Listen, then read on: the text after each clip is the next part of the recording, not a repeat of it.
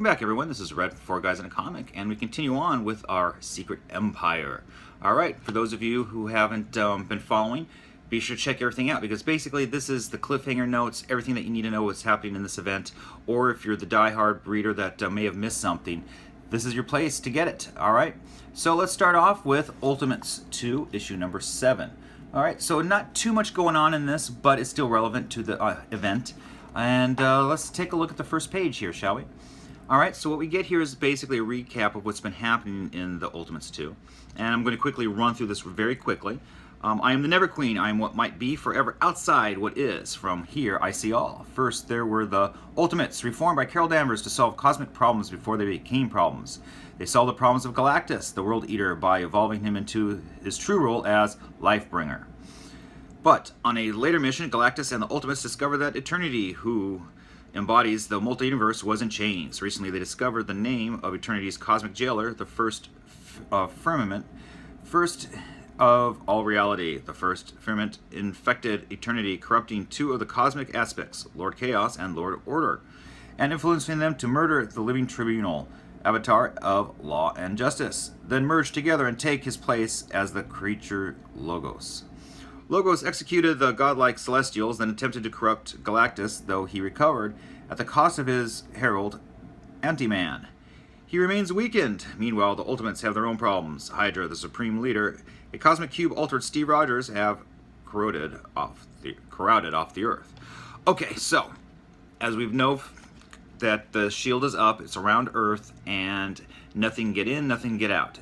Carol Danvers and some of the other cosmic people are on the outside, can't get in, and they're blocked off with the Chitauri wave coming to them.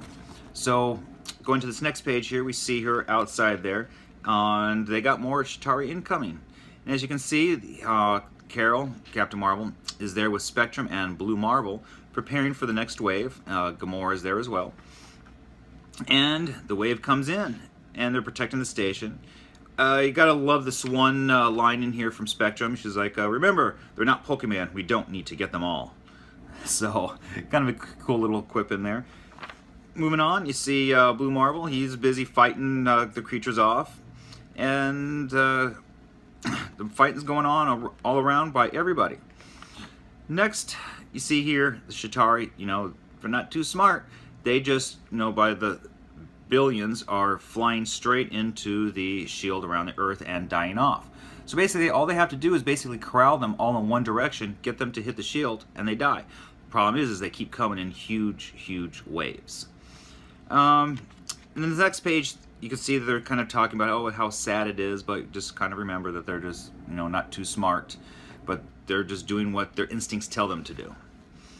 Then over here, Carol, she's basically talking about how she put up the defense shield, and how she had worked hard to make this happen. And as she's talking throughout here, you can see how, she realizes now that even though Steve Rogers didn't want her to do it, he did exactly what he had planned on. He manipulated her. He ended up doing exactly what he had hoped, which was to get her to push this thing forward with Maria Hill to get the shield going. She's frustrated, obviously, and starts trying to hit the shield, trying to break it with no luck. So over here, some more talking, and they're trying to figure out what to do, what's going on, and how to accomplish it. Spectrum, she's thinking she might have an idea. So here she basically, puts herself into microparticles and kind of absorbs herself into the shield a little bit, and is basically getting a lot of the information of what's been going on everywhere and calling out to America. And she does. America's Chavez is out there and finds Galactus. Galactus is still weakened, and she starts a dialogue with him. Through that dialogue, basically she's asking, hey, can you help us? Earth needs help. There's a shield. Only you can break the shield down and save us. And he's got his own thing going on. He's been seeing what's going on, and you know what? He really doesn't care. So Chavez is like, really? So you're not going to help us? He's like, no, it's no concern of mine.